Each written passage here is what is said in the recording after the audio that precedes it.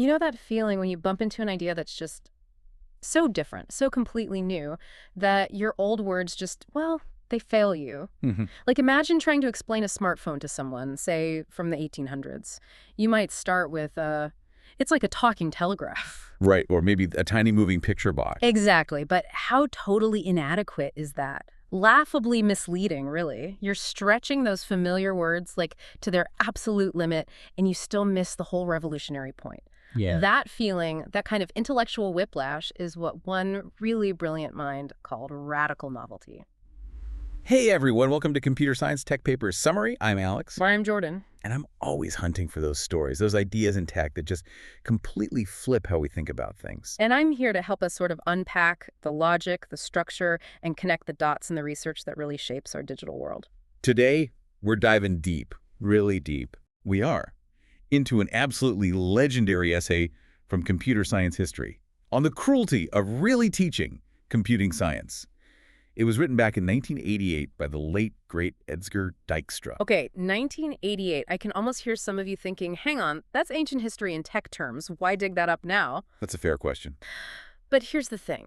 Dijkstra's insights about how we think, how we teach, and honestly, how we fundamentally misunderstand computers, they aren't just timeless. No, they feel more urgent now than ever, wouldn't you say, with technology getting so complex. Totally. And this isn't just a niche thing for computer scientists. It's bigger. It's about how we as humans cope with genuinely groundbreaking change, or maybe how we fail to cope. Yeah, it really gets to the heart of understanding itself when something truly new comes along. So Dijkstra starts right off by tackling this core human thing. Yeah. How we deal with novelty, our instinct, our nature almost. Our default setting. Pretty much. He argues our natural tendency is always to try and understand the future, using the language, the concepts of the past. We grab words we know. Stretch them out. Yeah, stretch their meanings, try to make them fit new experiences. It's just easier, isn't it? Linguists see this all the time, words evolving slowly. And that works okay, right? For like gradual changes. Sure. Like he mentions the early cars being called horseless carriages. Makes sense for a bit. It bridges that gap. Exactly. It connects the known to the slightly unknown. But what happens when the change isn't slow? When it's, like he calls it, a sharp discontinuity, a radical novelty. Well, that's when our method just completely falls apart, according to It's when Dijkstra. our old tools break. Completely. Past experience, suddenly irrelevant. Analogies, too shallow, they don't capture it. Metaphors actually become misleading. Worse than useless, potentially. Right. He says radical novelty is something so fundamentally different, it demands what he calls an orthogonal method. Orthogonal, meaning like approaching from a completely different angle. Exactly. Approaching it with a blank mind almost. Consciously refusing to link it to the familiar. Because the familiar is, and this is his phrase, hopelessly inadequate. He compares it to learning a new foreign language that cannot be translated into one's mother tongue. Like, think about quantum mechanics. If you haven't studied it formally, your everyday intuition just fails miserably. Oh, absolutely. Trying to grasp quantum entanglement with just classical physics analogies, forget it. And adopting that blank mind, yeah, that's not easy. It's not comfortable. No, it requires hard work, he says. And it makes you unwelcome sometimes. People don't like having their frameworks challenged. He really hammers this point, doesn't he? That these radical novelties are so disturbing, we often just suppress them, ignore them. Or even deny they exist at all. Yeah. It's easier than doing the hard mental work. It's like intellectual self-preservation almost. And he brings up history to back this up. It's fascinating. He talks about Carl Friedrich Gauss, the prince of mathematicians. Gauss. Okay. What did he do? Or rather not do? Well, he apparently discovered non-Euclidean geometry, which was revolutionary, completely overturned centuries of thinking, but kept it quiet. He suppressed his own discovery. Why? Dijkstra speculates maybe he feared the backlash, the flack like Galileo faced. He left it to others, Bolyai and Lobachevsky, to publish and take the heat. Wow, that shows how deeply threatening these new ideas can be, even to the greatest minds. Definitely. And he also looks at the Middle Ages, suggesting that all that reasoning by analogy back then contributed to almost total intellectual stagnation. Ouch. He even warns that spotting unwarranted analogies today can still reveal that kind of medieval thinking. It's still around. So this isn't just about the past. It's an ongoing human tendency, this resistance to the truly new. Very much so. Dijkstra found that most people, the vast majority, just assume gradual change is the only way history works, the only game in town. He mentions another mathematician, Herbert Robbins. Yeah, Robbins apparently dismissed the idea of a quantum leap in mathematical ability. He Hmm. said something like, nobody's going to run 100 meters in 5 seconds. The human mind is no different now than 5,000 years ago. Basically saying, we've peaked, especially in maths. Right. The human mind at an extreme limit of its capacity. But Dijkstra had a comeback for that. Oh, classic Dijkstra. His note in the margin was apparently just, so reduce the use of the brain and calculate. Love it. His point was, maybe raw brain power isn't the only way. Maybe there are alternatives to running that are way more effective. Calculators, computers, formal methods. So Robbins was just defining maths narrowly to avoid the scary new stuff. That was Dijkstra's take. Yeah. Robbins was exercising the danger of radical novelty by defining it away, keeping it comfy. And this bleeds into education too, right? This avoidance. Hugely. Dijkstra was really critical here. He pointed out how textbooks are often praised for appealing to intuition. Making new things seem familiar. Exactly. Always linking back to what the student supposedly already knows. Mm-hmm. Sometimes, he argues, that actually holds them back. Like his arithmetic example. Yeah, teaching 2 plus 3 equals 5.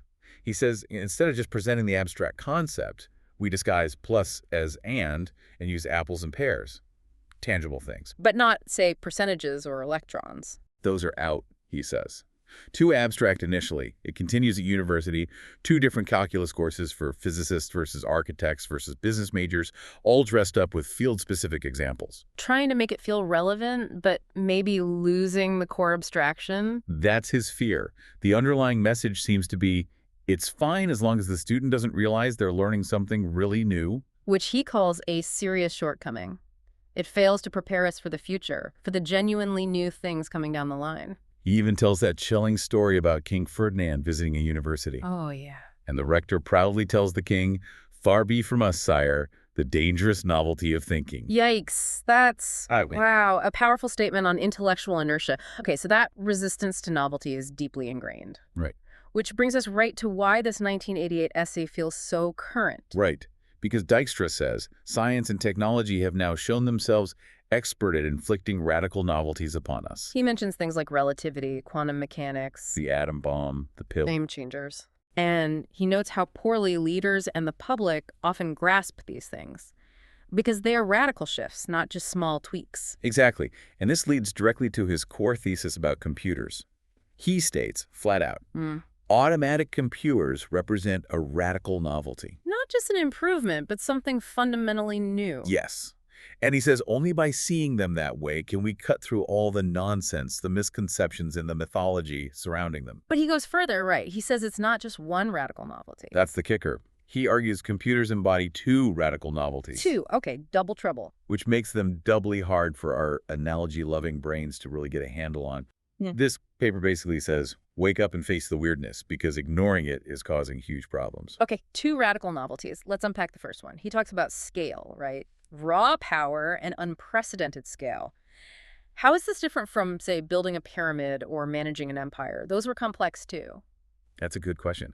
So our usual way to handle complexity is divide and rule, right? Hierarchical decomposition. Break it down, like a town into neighborhoods, buildings into bricks. Exactly. And the number of levels in that hierarchy, the depth, is related logarithmically to the overall size versus the smallest part. It's manageable. Our standard toolkit for complexity. But computing just blows that away. Yeah. The scale is, well, it's hard to even talk about. Think about the range. From a single bit to, say, hundreds of megabytes. Or from a microsecond operation to a computation running for half an hour. Okay. That ratio, Dijkstra points out, is 10 to the power of 9. A billion-fold difference. A billion. Okay, that's big. It's astronomical. Yeah. And he argues the programmers you need because they have to bridge this entire gigantic ratio using just one single technology. Wow. They have to think in conceptual hierarchies much deeper than a single mind ever needed to face before.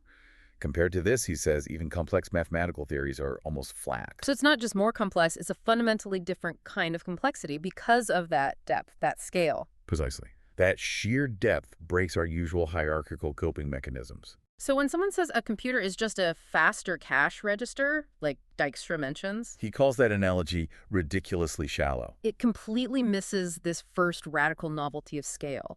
He says it's worse than comparing a jet to a baby. Orders of magnitude worse. That speed ratio is maybe 1,000. Here we're talking a billion. Our brains just aren't built for that intuitively. Okay, that's a heavy concept. What's the second radical novelty then? The second one is that the automatic computer is our first really large-scale digital device. Digital versus analog. Yeah. Think about most things we're familiar with. A pencil, a violin, even ourselves to some extent. They're analog. Meaning continuous. Right. Behavior is a continuous function of the input. Press the pencil a bit harder, the line gets a bit thicker, finger slightly off on the violin string, the pitch is slightly off. Small change in, small change out. Predictable. Exactly. We often rely on monotonicity too. Test the extremes. Assume everything in between works. That feels like how the physical world generally operates. But a program, as a mechanism, Dijkstra says it's totally different because it's digital. Discrete. Zeros and ones. Yes. And like all digitally encoded information, it has this unavoidable property. The smallest possible perturbations, changing just a single bit, can have the most drastic consequences. The butterfly effect, but built into the system's core nature. Kind of, yeah. In the discrete world of computing, there's no meaningful way to ensure that small changes always lead to small effects. There just isn't. And he emphasizes there never will be. It's fundamental, not something we can engineer away. Correct. It directly fights our intuition, which is based on the analog world. And like the first novelty, this one also gets ignored. Denied even. Because, as he says, its truth would be too discomforting. That denial has consequences. He estimated it cost the U.S. $1 million a day back in '88. He did. Which makes you shudder thinking about the cost today, with digital systems running pretty much everything. It's an intellectual blind spot with massive financial and operational implications. Okay, so these two radical novelties, the immense scale and the discrete digital nature, they explain a lot. Dijkstra then connects this to things we actually see in the computing world, right? As symptoms of this denial. Exactly. He argues that many common practices are basically frantic and ultimately doomed attempts to hide or deny how frighteningly unfamiliar computers truly are. Doomed efforts. Okay, that's strong. Where does he start? Software engineering? Yes, he famously calls software engineering the doomed discipline. Whoa, why doomed? Because, he argues, its goal is self-contradictory. Its implicit aim, if you look at what people actually do under that banner, is how to program if you cannot. Meaning trying to find shortcuts or processes to avoid the fundamental difficulty of programming correctly? Essentially, yes. He calls it eyewash, a way to make it seem manageable without tackling the core intellectual challenge posed by those radical novelties. And he connects the term software engineering to superstition. He does, yeah. Like ancient beliefs that knowing a name gives you power or calling a demon by a less scary name tames it. So calling programmers engineers makes the difficult task seem more rigorous or controllable than it perhaps is. That's his critique. He mentions a company that just relabeled all its programmers as software engineers overnight. Poof. Problem solved, right? But it was just symbolic. Just changing the label, not the substance. What about measuring productivity, lines of code? Oh, he tears into that one. Yeah. Measuring lines of code produced per month is, he says, a very costly measuring unit. Costly? Why? Seems straightforward. Because it incentivizes writing more code, often insipid code, bloated code, just to hit the target. Ah, Goodhart's law in action. When a measure becomes a target. Exactly. He flips it completely. If you must count lines, count them as lines spent. Each line is a potential source of errors, a maintenance liability, not an asset produced. That's a radical reframing. Think of code as cost, not output. What about testing? Surely testing is good. Well, here comes his most famous quote, perhaps. Program testing may convincingly demonstrate the presence of bugs, but can never demonstrate their absence. You can find bugs, but you can never prove there aren't any more hiding. Right. Because in a discrete system with potentially infinite states, you can't test everything. Yet he sees software engineers constantly refining testing, like alchemists trying to turn lead into gold. It's chasing an impossibility if your goal is proof of correctness. So testing is useful for finding problems, but fundamentally limited if you want certainty. What about software maintenance? Seems normal. Another misunderstanding, he says. People think programs wear out like cars. Like code degrades over time. Yeah. He tells that story about the oil company believing Pascal programs didn't last as long as Fortran programs. Why? Because Pascal wasn't maintained. Exactly. As if the language itself needed oil changes. It shows a complete failure to grasp that software is discrete and doesn't decay. It's either correct or incorrect from the start. The errors are always there, not introduced by time. Okay. And programming tools, IDEs, debuggers, workbenches. He sees the obsession with tools. The idea that our problems are just due to lacking the right tools as more shallowness, worthy of the Middle Ages. Like hoping a fancier hammer will magically teach you carpentry? Pretty much. He calls it yet another dimension of the snake oil business, focusing on superficial aids instead of the deep intellectual work required. So all these things, software engineering practices, metrics, maintenance concepts, tool focus, are ways we avoid confronting the core difficulty, the radical novelty. That's his argument. They're coping mechanisms that ultimately distract from the real challenge. And he even looped artificial intelligence into this. That feels surprising. AI seems like the definition of radical novelty. You'd think so. You'd expect people to be maybe threatened by machines that think. Right. But Dijkstra had a different take, at least back then. He suggested the popularity of AI was actually a way to make the scary computer less scary. How so? Because it was being used only to simulate a familiar non-computer, the human mind. Trying to make the alien machine behave like something familiar. Exactly, making it relatable, anthropomorphic, rather than exploring its unique, non-human digital capabilities. So he saw AI not as the cutting edge, But as the rear guard, a conservative impulse almost, which leads to that killer quote. Oh, I remember this one. The effort of using machines to mimic the human mind has always struck me as rather silly. I'd rather use them to mimic something better. Classic Dijkstra. Provocative, maybe a bit arrogant, but makes you think, doesn't it? Why limit machines to just imitating us? It really does. So, if computers are this radically new thing, and our usual approaches are flawed, what is computing then? What should a science of computing actually be? Right. If it's not just about making faster machines or slightly better tools, what's the core essence? Dijkstra says, fundamentally, computers manipulate symbols and produce results of such manipulations. That's the bedrock. Symbol manipulation. Okay. It's a discrete world. And the scale, the number of symbols, the number of manipulations, it just totally baffles our imagination. So much so that he says, We must therefore not try to imagine them. At least not in our intuitive, analog way. We need different tools, formal tools. so what's a program in this view, if we can't just imagine it running? He says a program turns a general computer into a specific symbol manipulator. But he flips it. The program is the abstract symbol manipulator, and the computer just makes it concrete. The program comes first, conceptually. Which leads to his famous line, "It is no longer the purpose of programs to instruct our machines. These days, it is the purpose of machines to execute our programs." That completely changes the power dynamic. Software dictates, hardware executes. Precisely. The program is primary. And he insists it helps immensely to view a program as a formula in a formal system. Like a mathematical proof. Exactly. The programmer's job isn't just coding, it's to derive that formula, that proof. He thinks math ignored programming initially because programs were just such long formula they didn't even recognize them as math. So building these complex systems is actually a form of mathematical derivation. That's the core idea. It's a closed loop. Human symbol manipulation, math, logic, programming, creates mechanical symbol manipulators, computers. Which leads to his definition of computing science. Yes. It is and will always be concerned with the interplay between mechanized and human symbol manipulation, usually referred to as computing and programming, respectively. Programming is the human part, computing is the machine part, and the science is the interplay. Got it. And this definition immediately shows why automatic programming is a contradiction in terms. Programming is the human part. Okay, so where does this place computer science on the map of knowledge? Firmly in the direction of formal mathematics and applied logic, but way beyond where they were then, focused on using formal methods effectively on a much, much larger scale. He even proposed an acronym. FMI, Formal Methods Initiative. Catchy. He saw this as potentially realizing Leibniz's old dream, using symbolic calculation as an alternative to human reasoning. Not just mimicking it, but potentially surpassing it because alternatives can be better.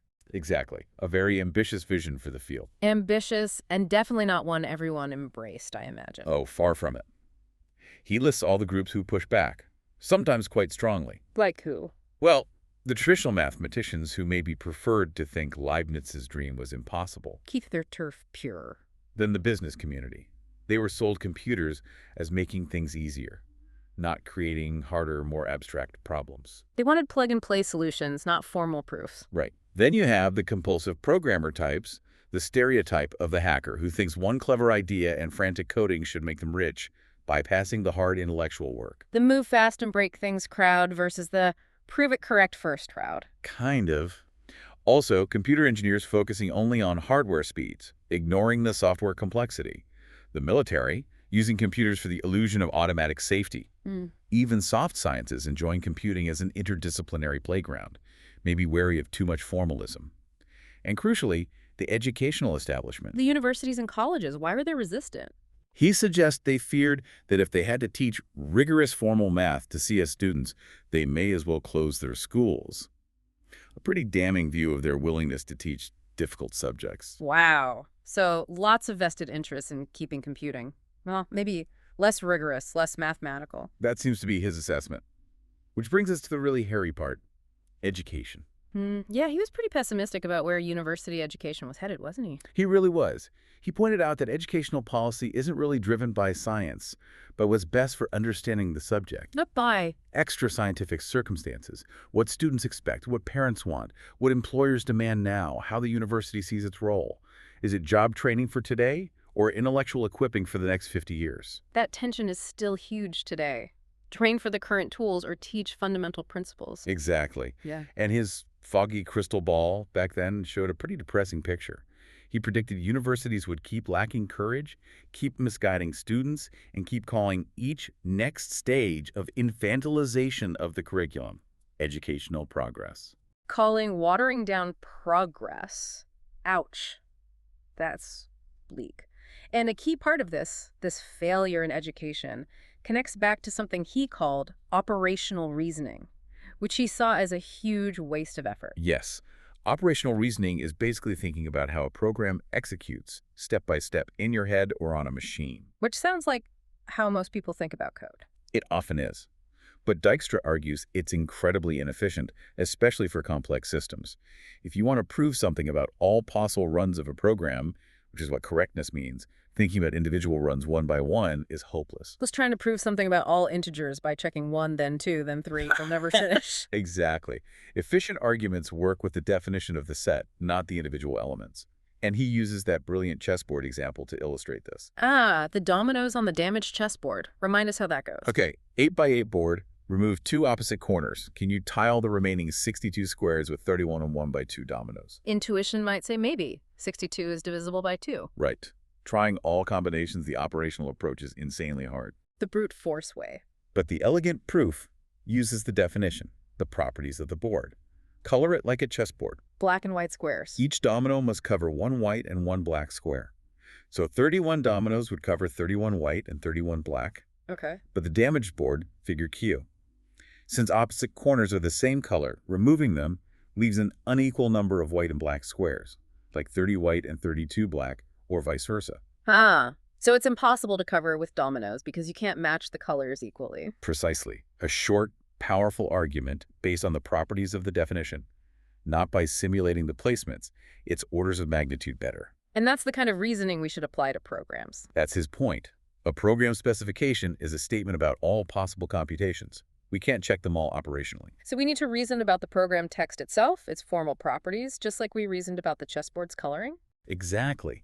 We need to learn to work with program texts while temporarily ignoring that they admit the interpretation of executable code. Treat the language as a formal system, reason within that system. Execution is just one model. So thinking about how the computer steps through the code is actually the wrong level of abstraction for proving correctness. He calls it a tremendous waste of mental effort. It's why he wanted to ban anthropomorphic metaphors, too. They encourage this flawed operational thinking. Which explains his critique of those visual programming tools. The ones that animate the execution, yeah. You call them curriculum infantilization. Because they emphasize the very step-by-step execution, he says, students need to learn to ignore. Exactly. He said they reinforced precisely what the student has to unlearn, potentially causing permanent mental damage to their ability to reason formally. They hide the fact that a program is only half the picture. The other half being a formal specification. The program is a conjecture. The proof connects it to the specification, making it a theorem. That's the programmer's real job. Okay, so if operational reasoning is out, and anthropomorphism is banned. How do we actually move forward? How do we teach this better? He had concrete suggestions, right? Starting with language. Two simple but profound language shifts. First, stop calling them bugs. Call them. Errors. Plain and simple. Why the change? Bug feels kind of standard. Because bug suggests some external critter crawled in. It lets the programmer off the hook. Error, he says, squarely puts the blame where it belongs, viz. With the programmer. It's intellectually honest. A program with an error isn't almost correct, it's just wrong. That shift in framing really changes the sense of responsibility, doesn't it? My error, my fix. What's the second language fix? Ban anthropomorphism entirely. No saying the computer thinks or the routine wants to. Don't talk about code or hardware as if it has intentions or feelings. Right. He even joked about fining people students, faculty for doing it. He blamed von Neumann for starting it, called it an enormous handicap, because it leads to confusion, encourages thinking about the discrete in analog terms, and paralyzes us by forcing operational thinking. Okay, fix the language. Then what about the actual teaching? His proposed introductory course sounds intense. It is radical for sure. A dual approach. Part 1. Teach predicate calculus, but as pure formula manipulation, like Boolean algebra. Detach it from intuition, maybe even called true-false, black and white. Pure symbolic reasoning. Part 2. Introduce a very simple, clean, imperative programming language.